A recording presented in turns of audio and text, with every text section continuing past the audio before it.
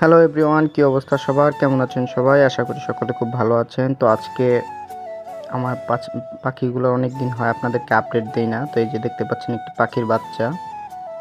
তো আমার এই পাখি জোড়া একটা বাচ্চা দিয়েছে, অনেকগুলো বাচ্চা হয়েছিল, এর মধ্যে একটা বাচ্চা আজকে খাঁচা থেকে বের করলাম। মানে মোটামুটি অনেকটা ট্যাম করার মতোই আছে। উড়াল ও অতটা পারে না, পশমগুলো কিছু কিছু উঠতেছে, তো ওরা হাতে আনছিলাম। দেখেন কতটা ফ্রেন্ডলি, আমার হাতেই বসে ছিল, কোথাও যাচ্ছিল না। তো আমি ওকে অনেকগুলো খাবারও খাওয়াইছিলাম, রুটি খাওয়াইছিলাম, একটু ভিজাই দিছিলাম, খাচ্ছিল।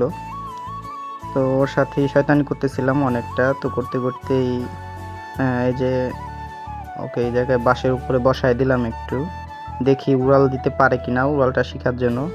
মোটামুটি উড়াল দিতে পারে না, যদি পারতো আর কয়েকদিন হয় যদি যায় তাহলে আমার মনে হয় যে উড়াল দেওয়া শিখে যাবে। তো অনেকেই বলেন যে পাখির কি খবর, এই কারণে আজকে ওদেরকে একটু দেখাইলাম, একটাকে দেখাইলাম আইনা। খুব চঞ্চল ছিল, এমনি তো মানে হাতে এক জায়গায় স্থির থাকতে চাচ্ছিল না, অনেকটা চঞ্চল ছিল, এদিক ওদিক দেখতে ছিল। খাঁচার ভিতরে থাকতো তো সবসময়, মাঝে মাঝে আমি বের করতাম, তো ভিডিও করা হয় নাই। এই যাও, ওর একটু কামড় দিয়া দাও, তো যাও নাকে একটা কামড় দিয়া দাও, ওর নাকে একটা কামড় দিয়া দেওয়ার দরকার ছিল। এই যে দাঁড়া।